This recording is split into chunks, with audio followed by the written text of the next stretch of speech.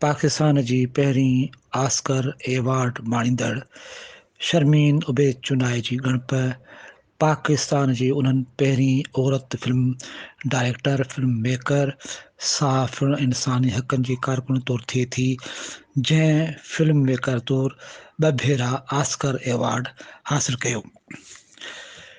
शर्मीन उबैद चुनाए अॼु 12 नवंबर ते पंहिंजी 45 सालगिरह मल्हाए रही आहे। पाण 12 नवंबर 1978 ते कराची में पैदा थी। शर्मीन उबैद चुनाए पहिरियों भेरो 2012 में Oscar award short documentary film category ते सेविंग फेस ते हासिल कयो।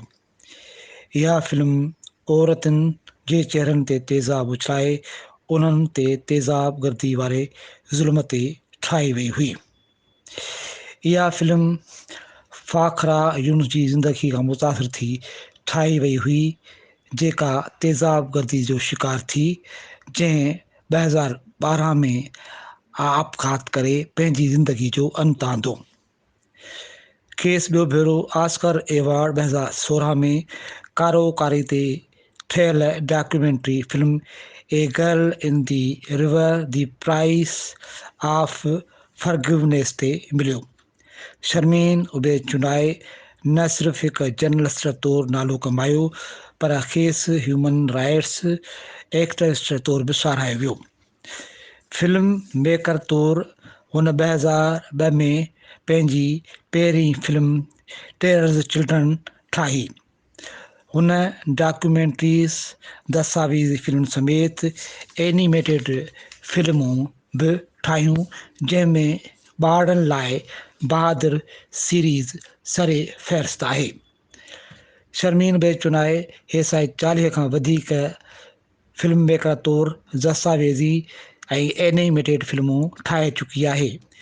खेसि फ़नी मंता तौरु हेसां सहाफ़त, ह्यूमन राइट्स एक्टिविस्ट ऐं फिल्म मेकर तौरु जेके एवार्ड मिलिया आहिनि, उहो हिकु रिकॉर्ड आहे। शर्मीन उबैद चुनाए जेके एवार्ड माणिया उन्हनि में academy award, one media award, Oscar award, international Emmy award, Livingston award, SAARC film award, glamour award, BBC award, Robert F Kennedy journalism award, Knight international journalism award ऐं ॿिया खोड़ सारा Pakistani award शामिल आहिनि।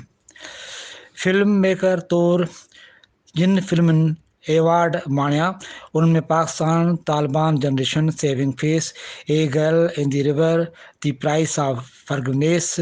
जॾहिं त उन्हनि फिल्म खां सवाइ जिन ॿिन्हिनि फिल्मुनि खे पज़ीराई मिली उन्हनि में तीन बहादुर दी रिवेंज ऑफ बाबा बालम, फिल्म तीन बहादुर राइज़ ऑफ दी वेरियस शामिल आहिनि, जॾहिं त संदसि दस्तावेज़ी फिल्म सॉन्ग ऑफ लाहौर ऐं मार्वल खे बि घणी पज़ीराई मिली।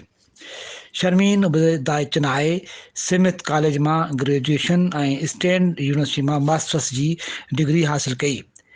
हिकु अंग्रेज़ी अख़बार में कराची जी बदअमनी जे हवाले सां संदसि लिखियल ऐं छपियल कालम ते माज़ी जी कराची जी हिकु ताक़तवर ऐं सियासी जमायत सॾिजंदड़ पारां खेसि धमकायो बि वियो ऐं संदि घर जी ॿाहिरां दीवार ते चाकिंग बि कई वई।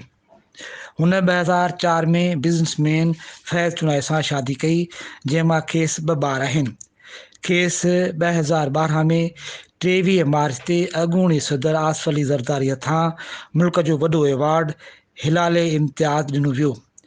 शर्मीन उबैद चुनाए जूं दस्तावेज़ी फिल्मूं BBC, CNN, discovery channel, HBO, Al Jazeera, channel 4 समेत पाकिस्तानी चैनल्स तां हली चुकियूं आहिनि। शर्मीन उबैद चुनाए औरतुनि जे हवाले सां जेके बि दस्तावेज़ी फिल्मूं ठाहियूं उन्हनि में जेंडर यानी जिन्स जी आड़ में औरतुनि सां थींदड़ नाबराबरी वारो सलूक, तशदुद ऐं नाइंसाफ़ी खे नुमायो कयो वियो। GM ख़ासि केली इबरत न्यूज़ कराची।